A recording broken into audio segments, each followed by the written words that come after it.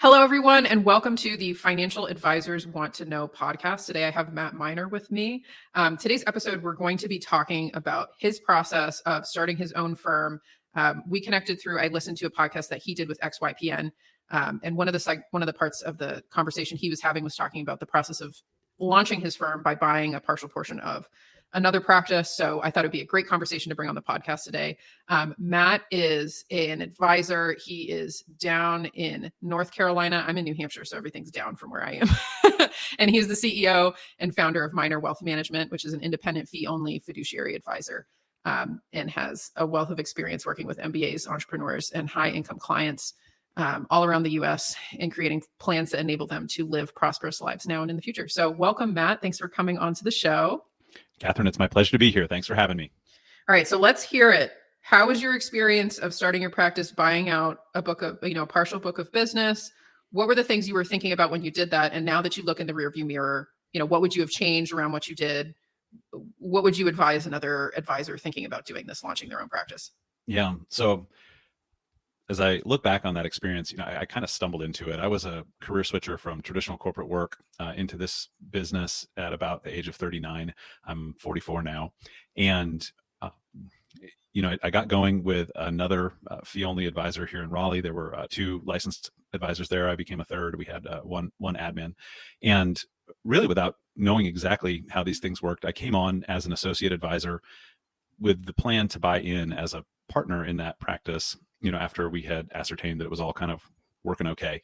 And about 2 years or 2.5 years into my tenure there, I approached that principal and just asked, I was like, hey, I'm over 40 now. I'd like to either kind of buy in or maybe it's time for me to go and do my own thing if that's not the direction that we're going.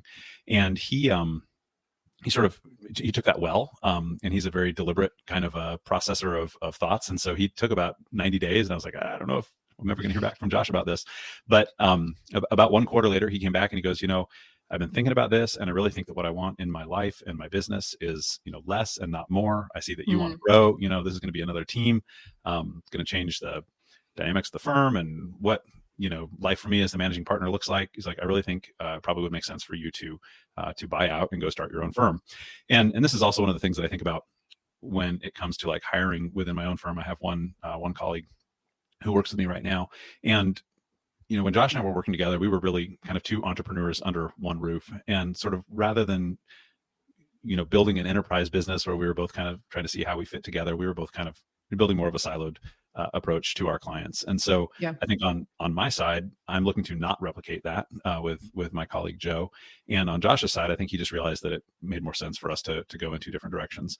So what I had, rather than a non-compete, was a solicitation agreement in place, and basically indicating that the clients that I solicited would come over at a certain multiple of trailing revenue. Mm-hmm. And we set kind of a strike price date for when that revenue was going to be evaluated. And then with his help and also our admin's help, began, informing these clients that I was going to be breaking away, starting my own firm, that the sending firm wanted to support the transition and make it as smooth as possible, and that everything was very amicable and happy. And, basically all of those clients ultimately came over. And it was, I think for me, as having had some admin support in the role before, the thing that hit me like a Mack truck was just what it took to actually move all of the accounts and to get everything working the way that I wanted in Schwab was a pretty overwhelming task. And that was only with about, I think, 24 households transitioned at the start. Definitely looking back, you asked me about that, to get some temporary help on those account transitions would be a thing that I would really go back and do.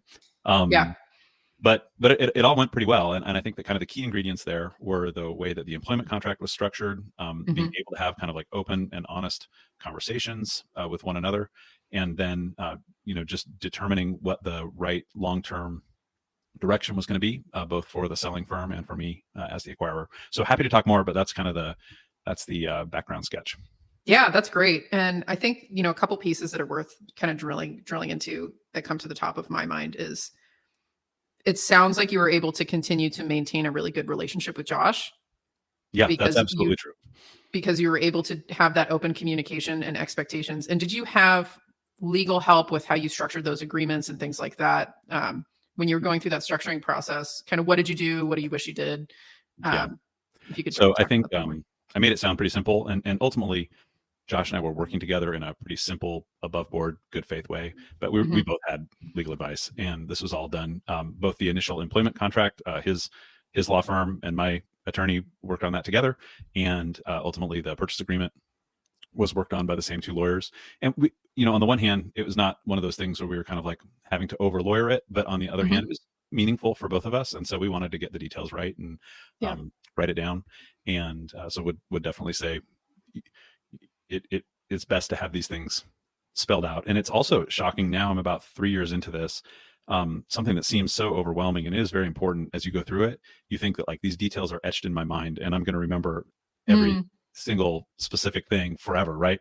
And surprisingly, like as time goes on and the business evolves, things that I never would have thought I would need to like reference documentation on, I have to go back and look Yeah. because time just passes. Yeah. No, that's a great point. And I guess the other piece that I'd love, I guess one takeaway from that I have seen time and time again with clients going through this, who are advisors considering what to structure.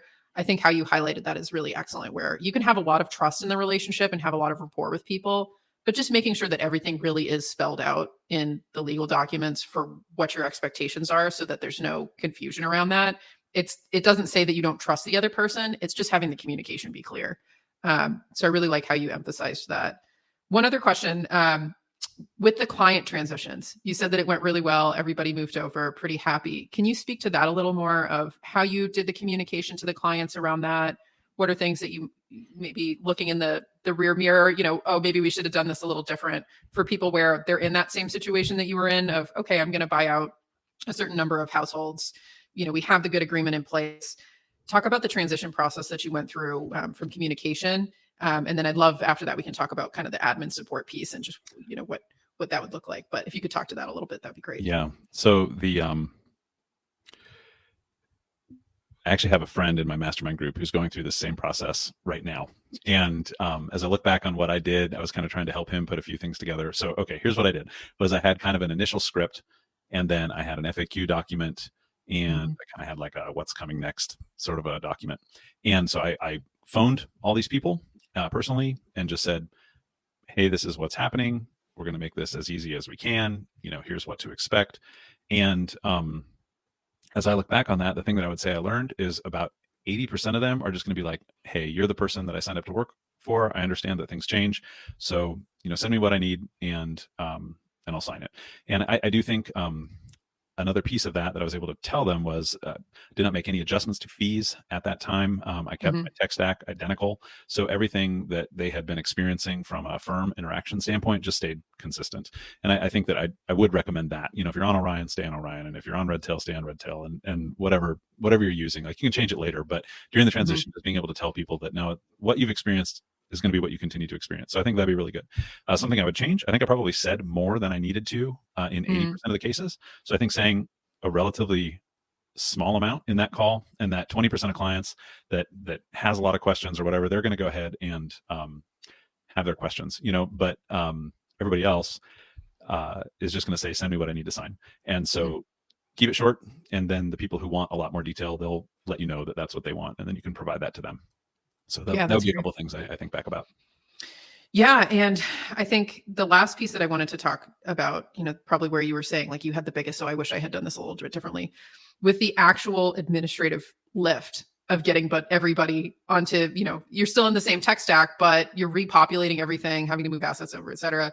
Can you speak to that experience, and just for people who, okay, we're just going to jump into it, I'll figure it out when we get there. What are some things that they should have in mind, and some recommendations you have around kind of the administrative process of getting everybody moved over?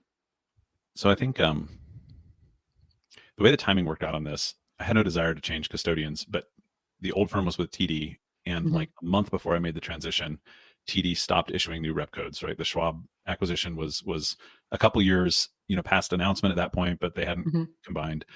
So I ended up having to fully repaper all accounts. And Mhm. anyone who's worked with Schwab's operations tools knows that Schwab is all about like compliance and bulletproofness, but is not necessarily about like easy to do business with or how can I help. And And then not having been responsible for my own operations work in the past, it just was a massive load that hit me. And I didn't have, I had help on the sending firm side, but I did not have help on the new firm side. That was all me at that point. So we were like fully repapering accounts. So what would I do differently? Well, if you could stick with the same custodian and just do this with an LPOA, that would be much easier than what I had to do, because even though these clients were technically going from Schwab to Schwab, platform wise, they were going from TD to Schwab, and it was a full repapering of every account. Okay. Then you probably, for folks know this in their own practice, some clients are going to want to do it all digital. Some clients are going to want to do it all paper, really thinking through that and using the onboarding process or the repapering process that's going to work best for that individual client, to not, stub your toe or make it harder for them than necessary. And, those would just be some things that, and I would just say get help. This was 25 households for me. I think it amounted to 120 or 130 accounts. And then every account, has a transfer, an application, move money, and all IRAs or Roth IRAs require a tax withholding form on file. And so it was 4 documents for every account. So it's like 400 to 450, maybe some of them don't have those. Okay. So maybe it's 300 documents, but it was just a massive quantity. And even though each document is relatively simple, when it comes at you in that volume, it just, and when it's totally new, it wasn't great. Yeah. And I wonder, maybe in those initial conversations with the firm you're, doing the buyout from, it's like, can you negotiate some admin help as part of that? For people that are using the same systems, right? Like if they already have the back office that's on the same tech stack and you're duplicating it, it's like, can you negotiate, hey, could we get, 10 to 15 hours a week from, maybe somebody who's under capacity right now, just as we do the transition, that you're already familiar with working with, right? If you're coming out of that practice, it's like maybe something like that. If you can swing it. But yeah, having a process in place for all of that. And then did you end up, like, how did you manage that from a workflow perspective? Like, did you use tools for, here's the master list and here's, who's so far in the process? Like, how did you manage that piece of it? Yeah, just spreadsheets. So we had the client names down the left and the or I guess really the account list down the left, and then the documents we were tracking across the right or across the columns, and just trying to keep up with it. But nice. I mean, with me being inexperienced and with a volume like that, like you're getting these NIGOs back, and then you're not like, you've got to respond to them within a certain period of time, but maybe you have so many of them that it becomes very difficult to do. So it just ended up taking what I really thought was going to take a matter of weeks to get through. Ended up really taking some amount of time throughout the first several months that I was in business. I would say it really didn't feel smooth until about 9 months in.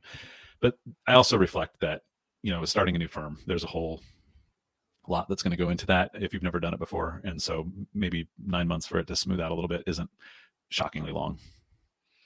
Yeah, that sounds pretty typical. I was just talking to somebody else today who he just started in January. So he's 7 months in. He said, I just feel like now I'm coming up for breath. Yeah. That the first couple of months were terrible. Next couple of months, we're getting everything kind of onboarded and implemented and all the marketing stuff and this, that, and the other, all those little bits that you just take for granted working somewhere else. And then he said, we're recording this as of the end of July. And he's like, I just feel like I'm getting a handle on all, at the point now where I can take a breath and start to look forward instead of just trying to keep up. So, and I feel like one thing we haven't talked about, but I'll just say, to the extent that anyone listening to this is a new advisor or is thinking about launching or is trying to think about how to negotiate an associate advisory employment agreement such that they might be able to do something like this. We're talking right now about the kind of emotional and intellectual challenge of getting through the pain of starting with clients. But having watched other advisors through like my XYPN startup group start with no clients, I know that that's its own pain as well. And so I did love that, even though it felt overwhelming, starting with revenue and having something to do other than just, wait for the proverbial phone to ring, really was like that. On the one hand, it was mentally challenging to have to transition all these clients, but I think it was also mentally and emotionally very rewarding to be like, okay, I'm starting this business. Yeah, we started from scratch, but we're starting with some revenue on day one. And it kind of gives you something to do when you get up in the morning. Yeah, no, that's great. That's really great advice. Because I think for a lot of advisors, I always tell people it's like those old fashioned water wells, the pump water wells. It's like, you got to put a little bit of water in the well to get that well going.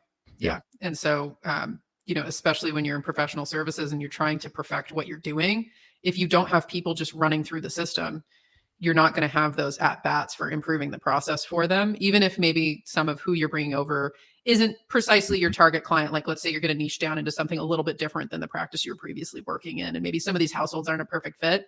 It still gives you those at bats to make those improvements. I think that's so important and too little talked about, where it's really easy for, it's not really easy for anybody, but you get to a certain point in the practice, you feel like you can niche more heavily. And certainly I've done that as time has gone along, but I love that, thinking about getting at bats. And the sort of way I like to recommend people think about that is to create a budget of non-ideal clients. And maybe it's, and you can even reduce the budget over time if you want to do so. But, initially maybe it's 10 to 20 households, just so that you are practicing your process, you're getting better at onboarding, that your first experience onboarding someone isn't your ideal client who's going to pay you $40,000 a year in fees and you've never done it before. I mean, that sounds like a recipe for disaster. So I love what you're saying. And I think that going, on the one hand, as Michael Kitces loves to say, you don't want to have your ladder leaning against the wrong wall. But on the other hand, there's just no substitute for getting experience with someone that you can then generalize to someone that is a more precise fit for what you want to build in the future. Yeah, absolutely. Well, thank you so much for joining me, Matt. This was an excellent conversation. For people who are looking to connect with you, you do have a podcast, but tell the listeners, your fellow advisors, how to connect with you and where you like to be, interacted with, et cetera. Sure. I mean, easiest way to find me is the firm website. So my name is Matt Miner, Miner, like a coal miner, and the business is Miner Wealth, Miner wealth.com. You can also, if you love the sound of my voice, you can hear more of it at workpantsfinance.com, where the idea is helping folks build a financial plan that works as hard as they do. That show is not aimed at advisors, although you're welcome to listen. It's aimed at mid-career professionals who have questions about not spending all the money that they earn and not getting killed on taxes. So, nice. Well, thank you so much. Yeah, I really appreciate it. And then for everybody listening, we'll have those links in the show notes. And thank you for joining us today. It's been great to be with you, Catherine. Wish you all the best with the show. Thanks.